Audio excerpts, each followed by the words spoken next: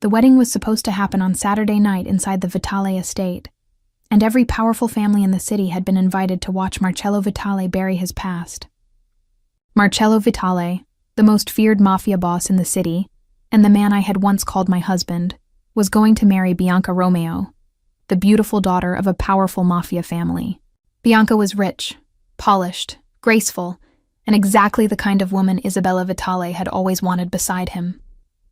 Isabella, Marcello's stepmother and the cold matriarch of the Vitale house, had waited almost 7 years for this wedding. To the guests, it looked like a perfect alliance. To Bianca, it looked like a future. To Isabella, it looked like victory.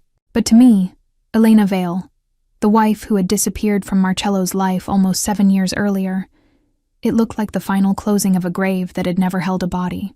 I am Elena Vale, and I am telling you this after everything happened, after the wedding that never became a wedding, after Bianca Romeo removed her veil and walked away, after Isabella Vitale's perfect celebration turned into the night every lie began to bleed, and after my son asked Marcello if he could still be his friend even after becoming his father. What Marcello said when he saw me again, why he believed I had ended our child, why I disappeared while still carrying his son, and what happened when he walked into his own wedding with the boy he never knew, was a live shock to everyone.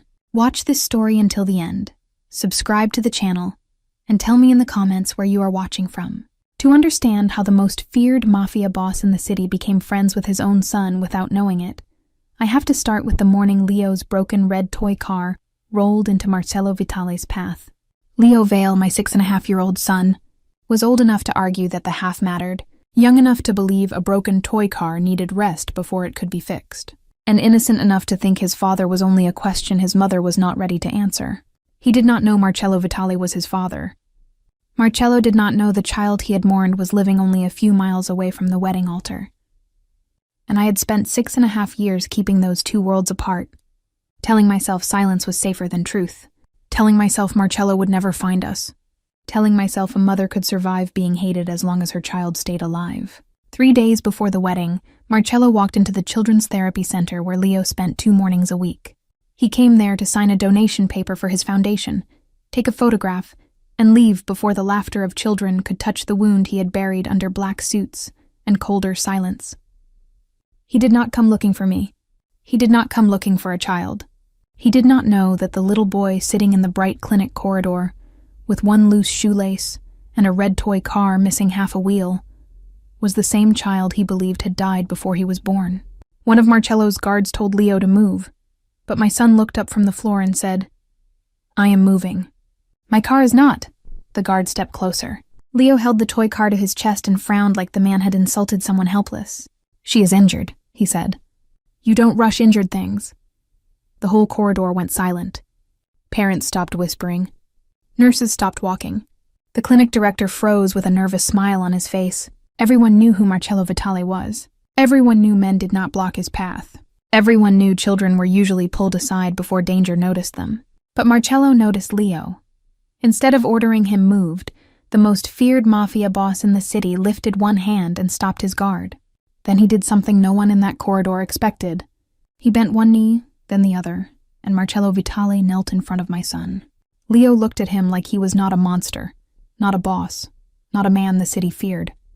To Leo, he was only a tall man in a black suit who had finally come down low enough to listen. Marcello asked him his name, and Leo told him about Rocket, the broken red toy car that apparently had feelings, injuries, and rights. When Marcello asked his age, Leo proudly said he was 6.5, and the half was important, because nobody was allowed to steal part of his age. Marcello went still. He did not know why those words hit him. He did not know why this small boy's age suddenly made the air harder to breathe. He only knew that if the child he believed he had lost had lived, that child would have been almost this age. Old enough to talk, old enough to laugh, old enough to sit in a clinic corridor and argue with armed men about a broken toy car. Then Leo pointed at him and said, "You are hiding a smile." Marcello said he was not, but Leo shook his head and told him his face was just bad at practice. By the time I reached the clinic, my son had already given Marcello 3 rules for friendship. Nobody could step on Rocket. Guards could not use angry voices with children. And if Leo said smile practice, Marcello had to try. Marcello told him his name, and Leo decided Marcello was too heavy for a friend, so he shortened it to Mark. No one in the Vitale world called him that. Not his men, not his enemies, not even Bianca Romeo, the woman waiting to marry him on Saturday night. But my son said it like he had the right to make a feared man sound human, and Marcello let him. That was what I saw when I walked into the corridor. My little boy was holding Marcello Vitale's hand. The man I had run from was kneeling in front of the child I had run to protect. Leo turned toward me with the happiest smile on his face and said, "Mama, meet Mark. He is my friend." That was the moment Marcello looked up, and the past I had spent almost 7 years hiding found me in the middle of a children's clinic. For 1 second, no one moved. Not the nurses, not the parents, not Marcello's guards, not even Leo, who was still smiling because he did not understand why his mother had stopped breathing. Marcello rose slowly from his knees, his hand still near Leo's shoulder. His eyes locked on my face as if he had seen a ghost and hated himself for wanting to touch it. I had imagined this moment too many times in too many nightmares. In some of them, he came with men and guns. In some of them, he came with lawyers and took Leo away from me. In some of them, he did not speak at all. But I had never imagined he would find me like this, with our son smiling between us and calling him friend. "Mama?" Leo asked softly. "Are you okay?" I forced my hand to move before my fear reached his face. I bent down, picked up the bag I had dropped, and tried to sound like the mother he knew. Calm, warm, safe. "I'm okay, sweetheart." Leo looked between me and Marcello. "Do you know Mark?" The question entered the corridor like a blade. I looked at Marcello, and he looked back at me with the same eyes I had once seen over candlelight, over hospital paperwork, over the life we had thought we were building before everything turned dark.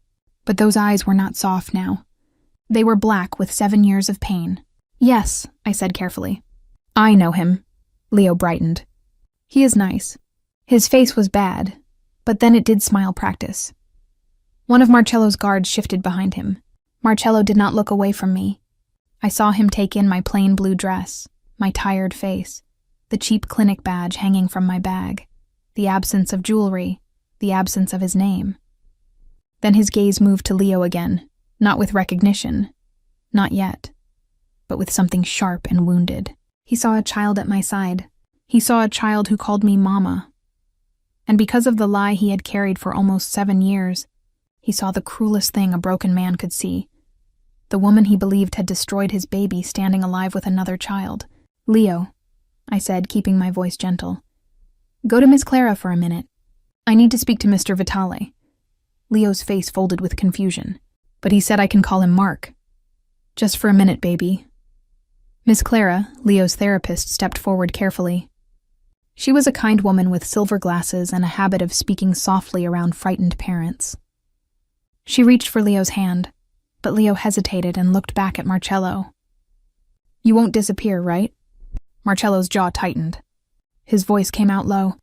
"No." Leo nodded as if that settled the whole world, then walked with Miss Clara toward the therapy room, dragging Rocket against his chest. I waited until the door closed behind him before I let my shoulders drop. I had survived black cars, fake names, unpaid bills, and nights when Leo had fever and I had no one to call. But standing in front of Marcello again made me feel 18 weeks pregnant and helpless in a clinic bed all over again. Marcello took 1 step closer. He did not touch me. He knew better, or maybe he hated me too much. "Almost 7 years," he said. My throat tightened. "Please leave." Something cold passed over his face. "Leave?" he repeated. "You left first." I looked toward the therapy room door. "Not here. You do not get to choose where my grief speaks." "Marcello." His name tasted like a wound in my mouth. His eyes flickered at the sound of it, but only for a second. Then he looked past me, toward the room where Leo had gone. "That boy," he said. "Is he yours?" Every instinct in my body locked around my son. "What does it matter to you?" His voice dropped lower. "I asked you a question." "Yes," I said. "He is my son." Marcello went still in a way that frightened me more than shouting would have. I watched the answer strike him, not because he understood the truth, but because he understood only the lie. He believed I had been capable of ending our child. Now I was standing in front of him with another one, To him, that must have looked like proof that I had wanted motherhood, just not with him. He looked at me as if the last living part of his heart had been insulted. "So you wanted a child," he said. I closed my eyes for half a second. "Don't. You wanted to be a mother. Marcello, please. Then why did you destroy mine?" The words hit me so hard I almost stepped back. I had prepared myself for anger. I had prepared myself for accusations. But nothing could have prepared me for hearing him say mine while our son was sitting on the other side of a therapy room door, alive because I had chosen silence over my own heart. My hands trembled around the strap of my bag. I wanted to scream the truth. I wanted to tell him Leo was not another child. Leo was his. Leo was the baby he had cried for behind locked doors. Leo was the heartbeat they had told him was gone, but the old fear rose before the words did. The Vitale family did not lose things quietly. If Marcello knew, Isabella would know. If Isabella knew, Rocco would move. And I had not kept Leo alive for 6.5 years just to break at the first sound of his father's pain. "I don't want to talk to you," I said. "You owed me one answer 7 years ago. And I am still not giving it to you." His face hardened. "You left me with a dead child in silence." I looked at him then, truly looked at him, and saw what the lie had done. The city feared Marcello Vitale because he had become a man no one could reach. But I knew what he had been before. I knew the man who had pressed his palm to my stomach and whispered to a child who had not yet kicked. I knew the man who had ordered a nursery painted pale green because he said no child of his would grow up surrounded by black. I knew the man who had waited outside doctor appointments pretending he was not nervous. That man had been buried too. "Then keep the silence," I said, my voice breaking despite everything. "It is safer than the truth." Marcello's eyes narrowed. For the first time, anger gave way to suspicion. "What does that mean?" "It means leave us alone." "You think I will walk away after finding you like this?" "I think you are getting married in 3 days."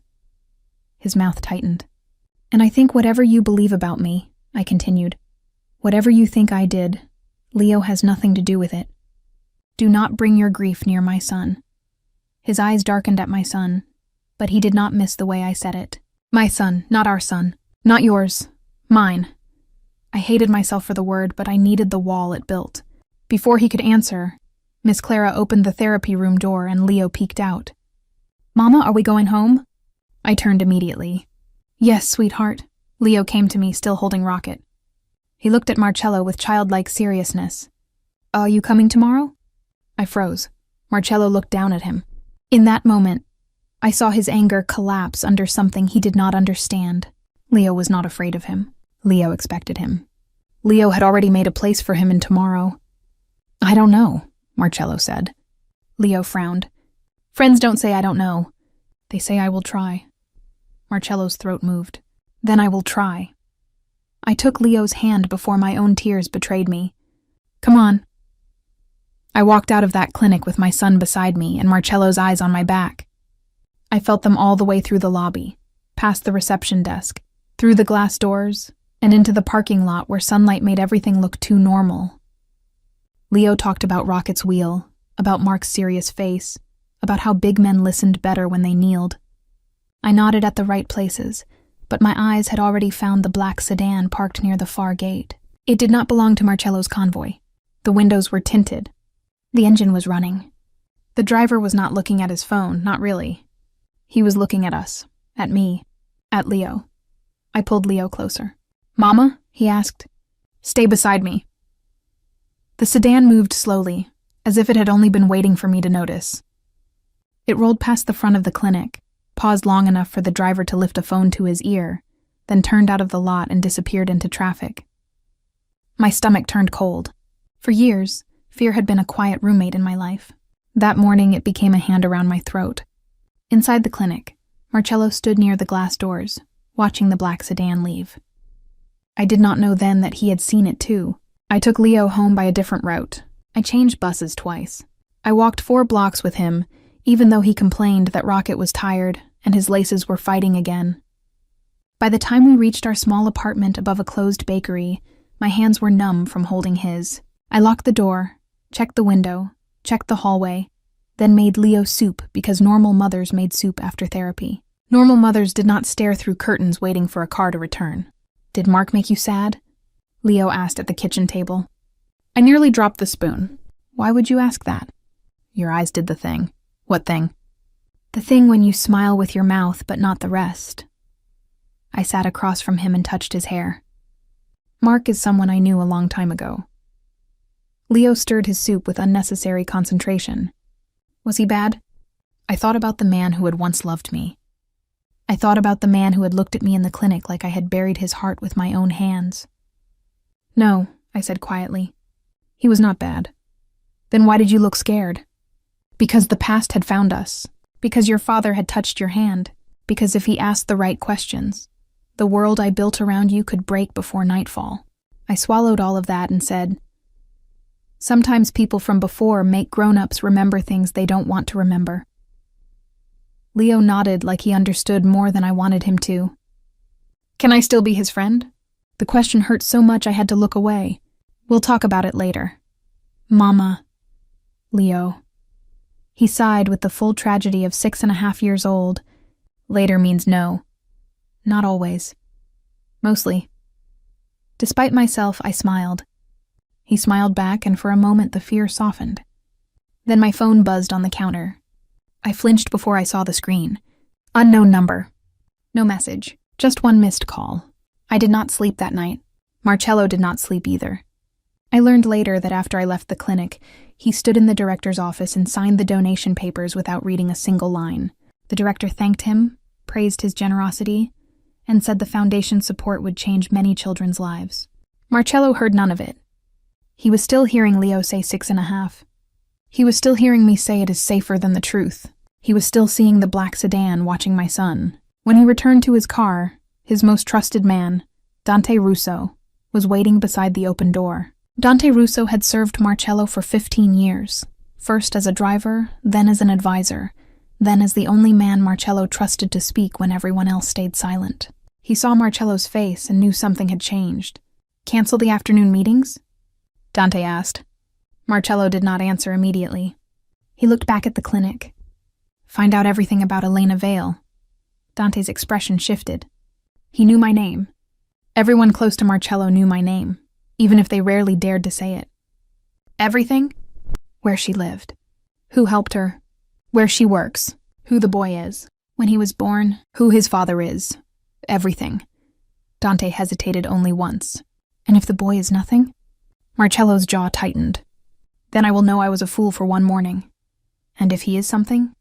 Marcello looked at him then. And the coldness in his eyes was not the coldness of a Mafia boss. It was the terror of a man standing at the edge of a truth he wanted and feared in equal measure. Then someone lied to me, Marcello said. And I want to know who before Saturday. By morning, Dante had the first pieces. I lived under my maiden name.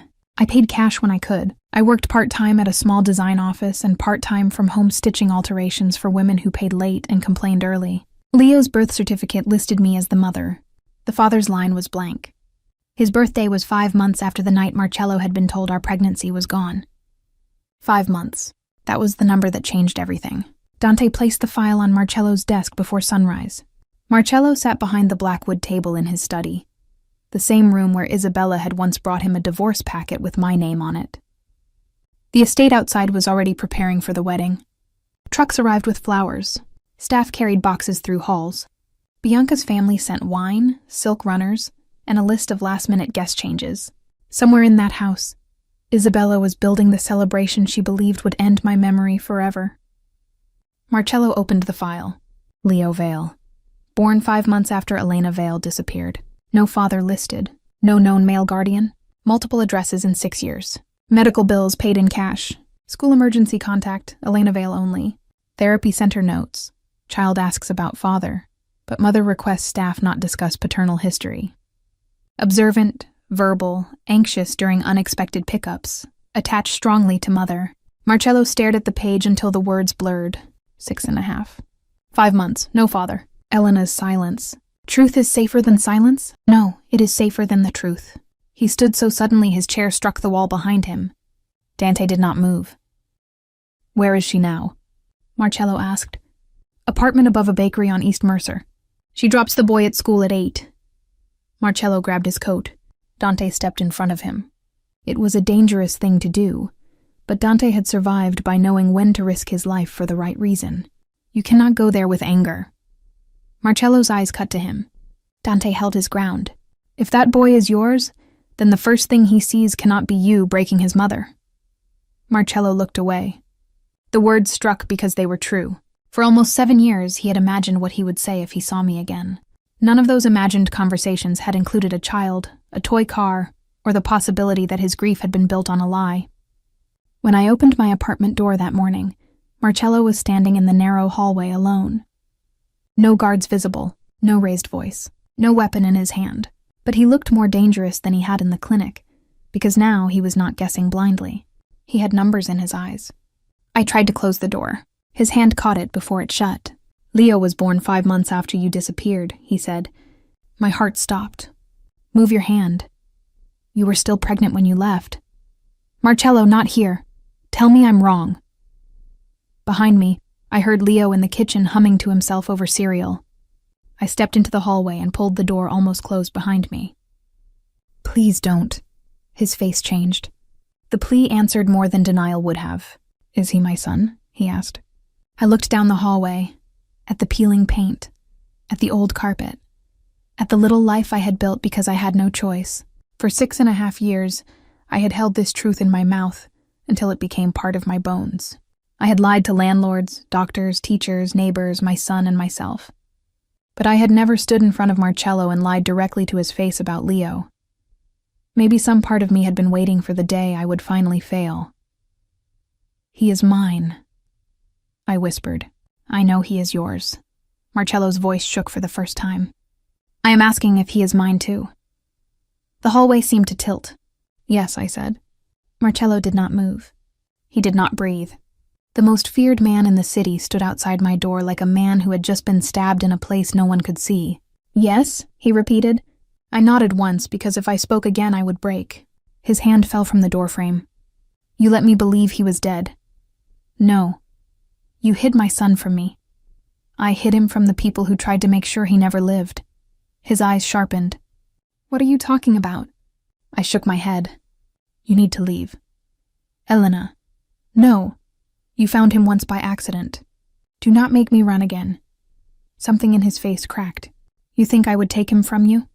I think your family tried once before he was even born." He stared at me, and I saw the exact moment his anger began to turn. Not disappear, never disappear, but turn toward the shape of a truth he had not allowed himself to imagine. "Tell me," he said. "I can't." "You can.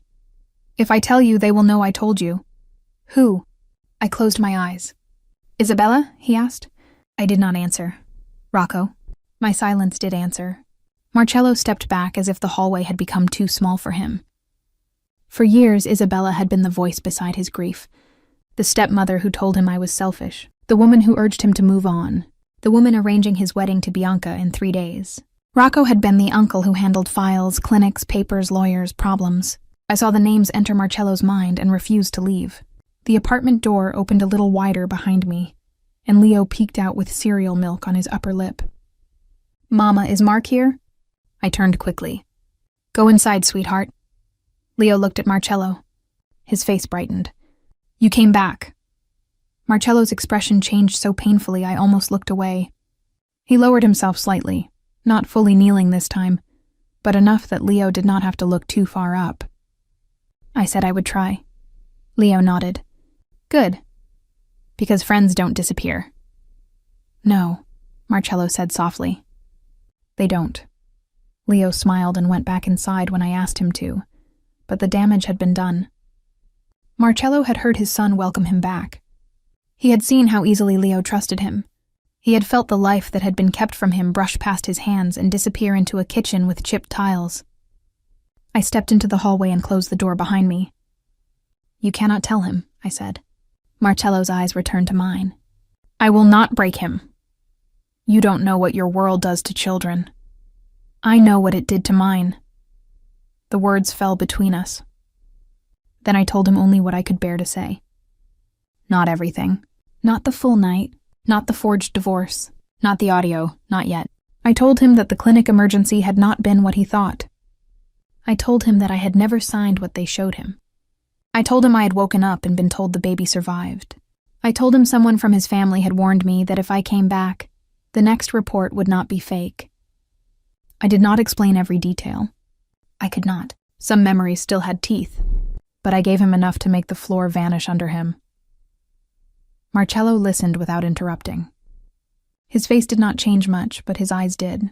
The hatred that had lived there for years began to lose its place. Under it was something worse. Guilt. I came to that clinic, he said. They told me you had signed. I signed something, because they told me the baby needed help. They showed me video. They showed you what? They wanted you to see. They told me you refused to see me. I asked for you until they put me under. His throat moved. He turned away and placed one hand against the hallway wall. For a moment, I thought he might break it. Instead, he lowered his head. Inside the apartment, Leo laughed at something on the small television. Marcello closed his eyes. I hated you, he said. I know. I hated you because they told me you killed him. I know. His voice became rough, and he was eating cereal behind this door. I pressed my hand over my mouth because the truth sounded unbearable when he said it. Before either of us could speak again, my phone buzzed in my pocket. I took it out with shaking hands. Unknown number again. This time there was a message. Stay away from Marcello Vitale, or your son won't make it to his 7th birthday. I stared at the words until they blurred. Marcello noticed my face. What is it? I tried to hide the phone, but he took one step closer. Not touching me, not forcing me, only looking. My hand trembled too badly to lie. I turned the screen toward him. He read the message. The hallway went colder. For the first time since I had known him, Marcello Vitale did not look like a man trapped between grief and love. He looked like the Mafia boss the city feared. Pack a bag, he said. No. Elena. No, this is exactly what I was afraid of. The second you came near us, they saw. They were already watching you. I remembered the black sedan and felt sick. Marcello's voice lowered. Listen to me carefully. I will not take Leo from you. I will not tell him anything before you agree. I will not drag him into my house like a trophy. But from this moment on, no one touches either of you without going through me. You don't understand, I whispered. That is what they want. If Leo becomes yours, he becomes theirs. Marcello looked at the closed door behind which our son was humming. Then he looked back at me, and something ancient and brutal settled into his face. No, he said. He becomes mine to protect. Not theirs to own. I wanted to believe him. God help me. Some part of me had never stopped wanting to believe him. But believing Marcello had once cost me everything except my child. And now my child was the only thing I had left. I stepped back toward the door. I kept him alive without you, I said. His eyes softened, and that hurt more than his anger. I know, he said. And now they know he is alive too. The phone buzzed again before I could answer. Another message appeared. Run again if you want. We found you once. We can find the boy anywhere. Leo called from inside. Mama, my cereal got soggy. I looked at Marcello. He looked at the phone. And in that narrow hallway above an old bakery, with our son waiting behind a thin wooden door and his wedding 3 days away, the past stopped being a secret. It became a threat. It became a threat. For 6.5 years, I had lived with fear like a locked door inside my chest. I knew how to sleep lightly, how to change routes, how to memorize exits, how to smile at teachers while wondering whether the man across the street was watching my son. But fear was different when Marcello was standing beside me. It did not feel smaller. It felt louder, because now the danger had a name, a past, and a family powerful enough to make lies look legal. Marcello read the second message twice, then lifted his eyes to mine. They found you before I did. I hated that he was right. I hated that the black car outside the clinic had not been my imagination. I hated that Leo was inside the apartment worrying about soggy cereal, while men who had once turned my pregnancy into a funeral were now threatening his 7th birthday. I need to get him away from here, I whispered. Yes, Marcello said, but not by running blind. I have been running blind for years, and that is over. The old part of me wanted to slap him for saying it like a command. The weaker part wanted to fall into his chest and believe him. I did neither. I opened my apartment door just enough to look at Leo. He was standing on a chair at the sink, trying to pour his soggy cereal into the garbage with the serious focus of a surgeon. His pajama shirt was twisted at one shoulder. His hair was messy. His little red car, Rocket, sat on the counter like a patient waiting for treatment. He looked so normal that it hurt. "Leo," I said, keeping my voice steady, "pack your school bag." He looked over his shoulder. "Are we going somewhere?" "For a little while. Is Mark coming?" I felt Marcello go still beside me. It was such a small question, but it carried everything. Leo had known Marcello for less than a day, and already he had placed him in the category of people who might come. People who might stay, people who might matter. Marcello stepped into the doorway slowly, carefully, as if the apartment belonged to a frightened animal, and he did not want to make it run. "I am coming," he said. Leo studied him. "You look extra serious again." Marcello's mouth moved, not quite a smile. "I am working on it." "Good," Leo said. "Because practice means you don't quit." Marcello looked at me then, and the words hit both of us in different places. I packed Leo's things with shaking hands. 2 shirts, 1 sweater, his toothbrush, his school notebook, the blue dinosaur socks he refused to sleep without, and Rocket, because Leo said cars also needed emotional support when houses changed. Marcello did not rush me. He stood near the door, speaking quietly into his phone, giving orders I could not fully hear. No sirens, no shouting.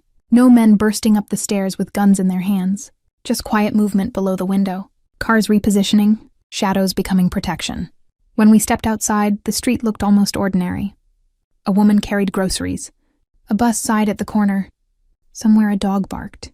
But Marcello's men were there now, dressed like strangers, standing like walls. Leo noticed immediately. "Are those your friends too?" he asked Marcello. Marcello glanced at the men, then back at Leo. "Something like that." Leo leaned closer to me and whispered loudly, "They need smile practice too." For 1 second, through fear and danger and 7 years of grief, I almost laughed. Marcello heard it. His eyes softened, and I hated him for still being able to reach me with silence. He did not take us to the Vitale estate. I would not have gone. And maybe he knew that. Instead, he took us to a small private house on the edge of the city, a place hidden behind iron gates and old trees, with cream walls, bright windows, and no family portraits watching from the halls. He told me it belonged to no one in the Vitale family. It was held under a company name only Dante Russo knew. Dante was the trusted man who had served Marcello for 15 years, and when he opened the door for us, his eyes moved to Leo with a kind of careful respect that made me trust him more than I wanted to. "There are 2 bedrooms upstairs," Dante said. "Kitchen is stocked. No staff inside unless you ask." "I am not a prisoner," I said. Marcello turned to me. "No? Then don't put guards on every door like I am one. They are not there to keep you in. They are there to keep them out." "Them," I repeated. He did not answer, and that was answer enough. That night, Leo fell asleep in the upstairs bedroom after making Marcello promise Rocket would not be inspected by serious adults. I sat beside the bed until his breathing slowed, until his fingers loosened around the blanket, until I could almost convince myself that the world had not split open again. When I came downstairs, Marcello was standing in the living room with a folder in his hand. Dante stood near the fireplace, his face grim. Marcello looked at me. "There is something else." I had no strength left for something else. "What?" He opened the folder and placed a page on the table. "The divorce." I stared at him. "What divorce?" His face changed at my answer. Whatever he had expected, it was not that. "The one you filed 3 months after you disappeared." "I never filed for divorce." Silence filled the room. Dante looked down. Marcello's hand tightened on the back of the chair. "Isabella brought me a packet. Your signature, a letter, a request to be free of the Vitale name." My stomach turned. "I never signed anything." "I signed a non-contest acknowledgement because they told me you wanted it finished quietly." "You signed?" The word came out broken. His eyes closed for half a second. "I thought you had already left me in every way that mattered." I looked at the paper. There was my name at the bottom, curved and delicate, close enough to my real signature that someone who loved me and hated me at the same time might believe it. Elena Valevitale, A fake letter beside it said I wanted no contact, no property, no claim, no memory. It said there was no living child from the marriage. That line made me sit down before my knees failed. No living child, I whispered. Marcello's voice was rough. They erased you twice. Once from my child, once from my name. I covered my mouth with my hand. For years I had believed Marcello had let me go because he hated me. He had believed I had asked to be freed because I had no shame. We had been standing on opposite sides of the same locked door, both bleeding, both thinking the other had turned away first. Dante placed another document on the table. The decree was pushed through by a judge connected to Rocco. Service records are false. Notice was never delivered to Mrs. Vitale. The notary stamp on her filing appears forged. Legally, once fraud is proven, the decree collapses.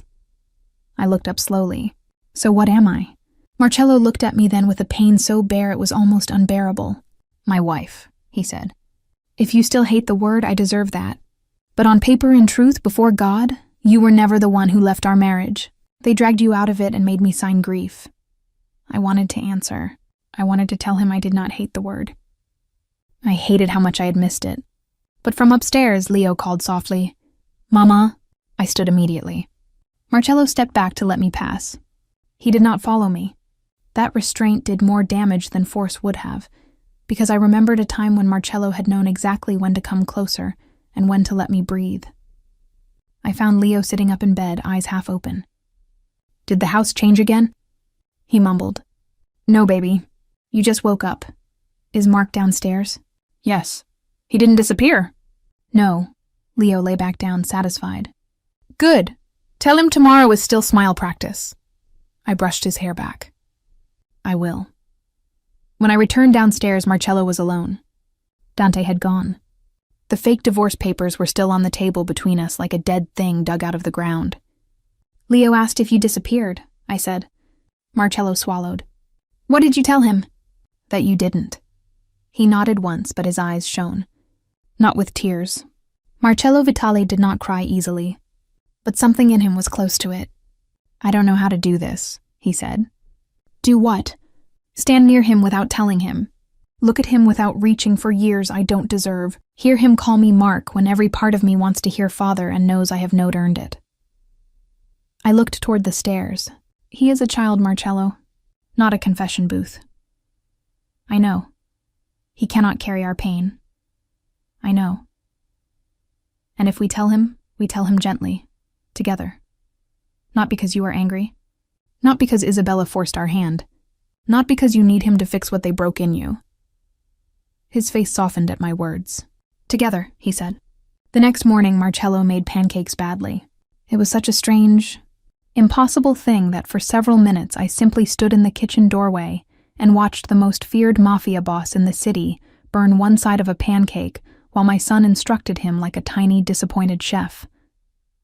Leo wore dinosaur socks and had flour on his cheek. Marcello stood in a white shirt with the sleeves rolled up, looking more helpless in front of a frying pan than he had ever looked in front of armed men. "You flipped too early," Leo told him. Marcello stared at the pancake. It was smoking. That means it was angry, not ready. I pressed my lips together. Marcello looked over his shoulder and caught me almost smiling. For one heartbeat, the kitchen became a ghost of the life we might have had. A child at the counter. Morning light. His hands busy with something harmless. My body remembering a happiness my mind had forbidden. Then Dante entered the doorway, and the ghost vanished. Marcello saw his face and set the spatula down. "What?" Dante glanced at Leo. Marcello's voice changed. "Outside," I stiffened. "No. If this concerns Leo, I hear it." Marcello looked at me, then nodded. Dante stepped closer and lowered his voice anyway. The black sedan from the clinic was traced to one of Rocco's shell drivers. We also found a second car near Leo's school this morning. They left when our men arrived. The kitchen went silent. Leo looked up from the flour on his fingers. "Is someone taking my school spot?" My heart twisted. Marcello crouched beside him. "No. Then why does Mama look scared?" Marcello looked at me, then back at Leo. "Because grown-ups sometimes make problems bigger than they need to be." Leo considered this. "Then make it smaller." Marcello's mouth tightened. "I will." I did not send Leo to school that morning. Marcello wanted to keep him inside the safe house, but Leo had a therapy session in the afternoon, and staying hidden would only frighten him more. We argued quietly in the hallway, while Leo rebuilt Rocket on the kitchen floor. They threatened his birthday, Marcello said. And if I lock him in a strange house with guards outside, he will know something is wrong. He should know enough to be careful. He is 6.5. He is my son. The words stopped both of us. Marcello looked away first. I am sorry. I folded my arms tightly. No, don't apologize for the truth. Just don't use it like a weapon. He nodded. Then we take him to therapy with protection he cannot see. I hated that I agreed. The attempt happened at 3:16 in the afternoon. Later, people would tell the story as if it had been a clean, controlled rescue. It was not. It was 27 seconds of pure terror. Leo's therapy center had a side exit used for children whose parents wanted to avoid the crowded front corridor. Miss Clara was walking Leo toward that exit because I was waiting in the car under Marcello's instructions. Marcello had been called to take an urgent message from Dante outside the building. His men were close, but close is not the same as holding your child's hand. Leo saw the black sedan first. He told me afterward that he recognized it because bad cars move slowly, even when they pretend they are not looking. It was too mature and too childish at the same time, and I hated that my son had learned to notice danger before he learned multiplication. The sedan stopped near the side entrance. A man stepped out with a clipboard and a fake clinic badge. He smiled at Miss Clara and said, Mrs. Vale asked us to bring Leo around front. There is an issue with her car. Miss Clara hesitated. That hesitation saved my son. Leo looked at the man's badge. Then he looked at the sedan. Then he remembered the friend rules he had made in a clinic corridor 2 days earlier. Guards cannot use angry voices with children. This man's voice was soft. Too soft, but his eyes were angry. Leo took one step back. I need my mama. The man reached for him. Miss Clara grabbed Leo's shoulder and pulled him behind her. Sir, you need to check in at the front desk. The man's smile vanished. The back door of the sedan opened. I saw it from the car. There are sounds a mother never forgets. A plate breaking in another room. A child coughing in the middle of the night. A small voice saying your name with fear in it. Leo shouted, Mama! And the world became nothing but distance. I ran. Marcello moved faster. He came from the side of the building like something released from a cage. One of his men slammed the sedan door before the second man could step out. Dante caught the man with the clipboard by the wrist and twisted him away from Leo. Miss Clara pulled Leo back so hard they both nearly fell. I reached my son and dropped to the pavement around him, my arms closing over his head, his shoulders, his shaking little body. I saw the car, Leo kept saying. Mama, I saw the car. I told Miss Clara, I did good, right? I did good?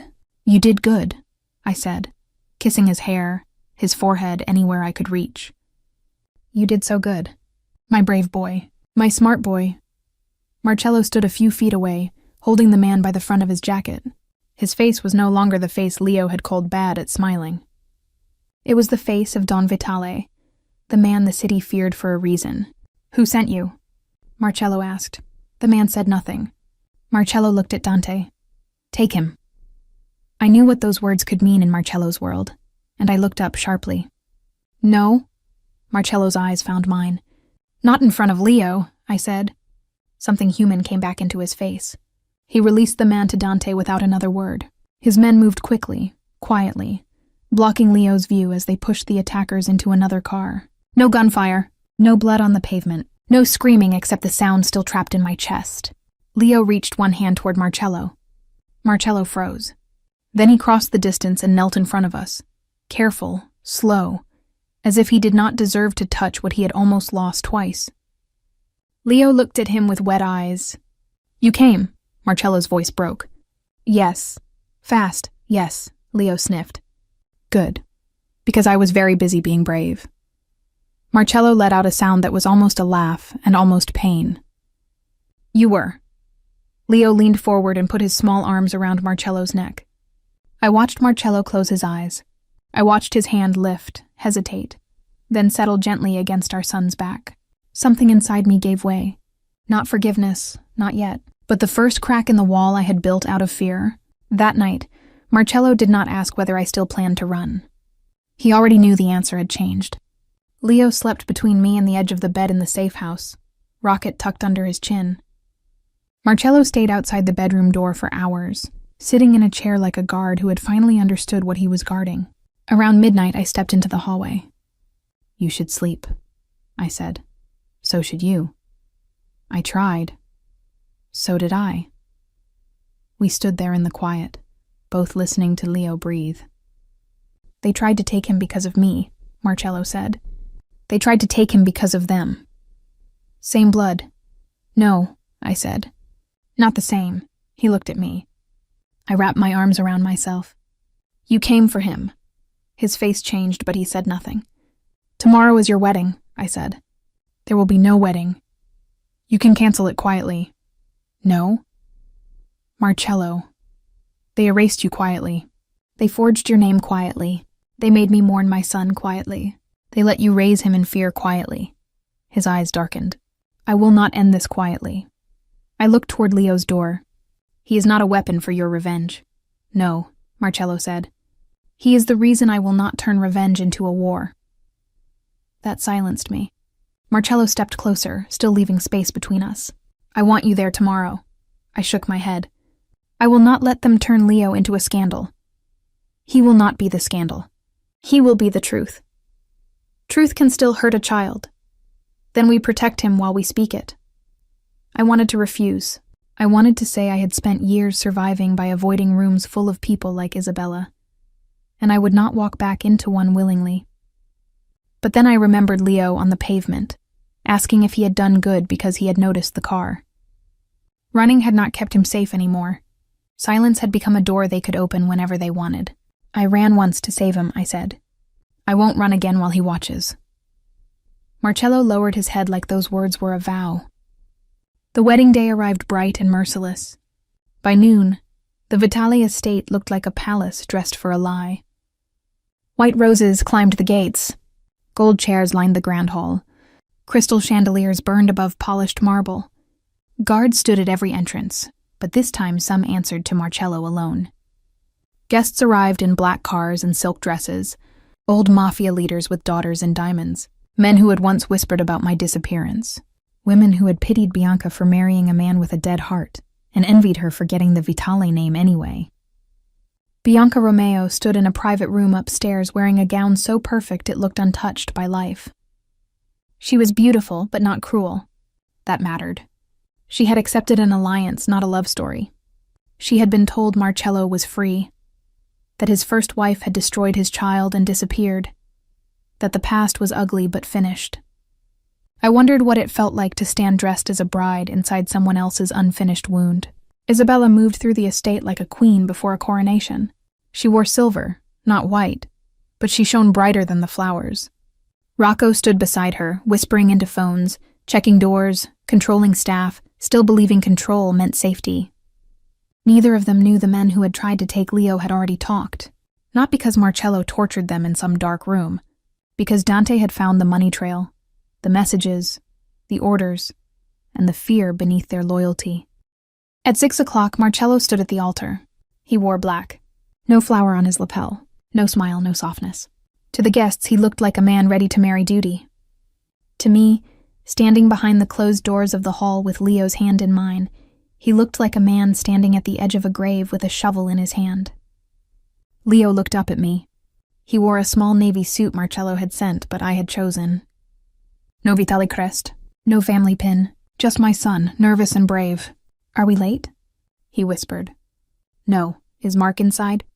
"Yes. Is he getting married?" I knelt in front of him and touched his cheek. We had told him only enough that morning. That Marcello was someone important from before, that people had lied. That today we were going to help tell the truth. Not the full truth of father yet. Not before the room. Not before the noise. He trusted me, but I could see questions gathering in his eyes. "Not anymore," I said. The doors opened. The hall turned. The first sound was not a gasp. It was the sudden absence of music. I walked in holding Leo's hand. Whispers broke like glass. "Elena? Is that her?" She was gone. The child. Isabella's face lost color so quickly that for one savage second I understood why she had feared this moment. I was not supposed to walk back into that house. I was supposed to remain a story she controlled, a shameful name spoken in low voices, a woman who had vanished conveniently before Bianca could rise. But I was there, alive, walking, holding the boy she had tried to erase before he had a name. Bianca stood at the front of the hall, veil over her face, still as a statue. Marcello turned from the altar. He did not look surprised. He looked relieved. The officiant stammered, "Don Vitale?" Marcello lifted one hand and the room obeyed. "There will be no wedding today," he said. A murmur swept through the hall. Isabella moved first. "Marcello," she said sharply, though her smile tried to stay in place, "do not humiliate this family." Marcello looked at her. "You humiliated this family when you forged my wife's divorce, buried my living child on paper, and dressed another woman in white to replace the mother you failed to erase." The room exploded into whispers. Bianca's hand rose slowly to her veil. Rocco stepped forward. "This is grief talking. Elena has manipulated." "Be quiet," Marcello said. "2 words, not shouted, not dramatic." But Rocco stopped. Marcello walked down the steps from the altar and came toward us. He did not take Leo from my hand. He did not pull me into some public claim. He knelt in front of Leo, just as he had in the clinic corridor. "Little lion," he said softly. "None of this is because you did something wrong." Leo looked at me, then at him. "Okay." Then Marcello stood and faced the room. "This is Elena Vale," he said. "My wife. The woman many of you were told abandoned me after ending our child." My lungs tightened. Marcello's voice did not break, but it carried something heavier than rage. "That story was a lie." Isabella shook her head. "Marcello, stop. No, you stopped my life for almost 7 years. Now you will listen." Dante moved to the side of the hall. A screen lowered behind the altar, the same screen that had been prepared to show childhood photographs of Bianca and Marcello for the wedding guests. Instead, it lit with documents. Marcello did not drown the room in details. He gave them enough to make denial impossible. Elena was taken to a private clinic while pregnant with my child. I was sent away for a fake emergency. A consent form was forged. A medical report was falsified. A clinic video was edited. I was told the pregnancy was terminated by her choice. She was told that if she came back to me, our child would not survive the next attempt. Guests stared at the screen as the forged signature appeared beside the real one. Then the clinic timestamp. Then the original hallway footage showing Elena being rushed through doors barely conscious. Then the fake divorce filing with a notary stamp Dante had already proven false. Marcello continued. Months later, I was shown a divorce request Elena never signed. I signed a non-contest paper because I believed the woman I loved had already destroyed everything between us. That document was used to create a false decree, and this wedding was arranged on top of that fraud. Bianca removed her veil. The gesture was small, but the room felt it. She looked at Isabella, then at Rocco, then at Marcello. Her voice was quiet but clear. "You were never trying to give me a husband. You were trying to bury his wife." Isabella's eyes flashed. "Bianca, do not be foolish." Bianca stepped back from the altar. "No, I was foolish when I believed this was an alliance, not a cover-up." For the first time, Isabella looked truly alone. Rocco made one desperate move. "The boy could be anyone's child." Marcello turned to him slowly. "Say that again." Rocco's mouth closed. Dante lifted another document. Paternity was confirmed this morning through medical comparison from Leo's existing records and Don Vitale's verified sample. I looked at Marcello sharply. He held my gaze for a second, apologizing without words. He had not tested Leo behind my back with force. Dante had used records already taken from Marcello's side and a medical marker from Leo's old emergency file, enough to support what the timeline had already proved. I still hated the invasion. I also understood why he needed something Isabella could not twist. Marcello looked back at the room. "Leo is my son." The words landed everywhere. Leo's hand tightened around mine. Marcello's voice changed then. It became lower, more dangerous, but not wild. "You did all of this because you wanted Elena gone before she became impossible to replace. You wanted Bianca beside me. You wanted my son erased before he could become the reason Elena stayed." Isabella's mask finally cracked. "I protected this family." "No," Marcello said. "You protected your control." She was nothing. The room went silent. Marcello stepped closer to her. She was my wife. She would have ruined you. She saved my son. Isabella's eyes flicked toward Leo, and I moved instinctively in front of him. Marcello saw it. Everyone saw it. Then he said the line that ended her reign. You thought a wife could be replaced. You forgot the mother of my child could not be erased. No one defended her after that. Rocco was removed by Marcello's men before he reached the side door. The doctor's confession, the driver's payment records, the forged divorce trail, all of it went from wedding evidence to legal fire by midnight. But I barely saw the room after Marcello spoke.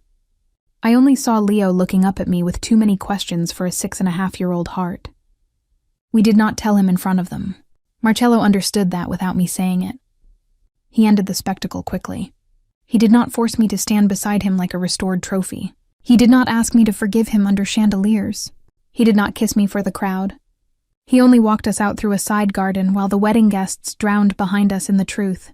The garden was quiet. White roses climbed the stone wall. Somewhere inside, Isabella's perfect night was collapsing piece by piece.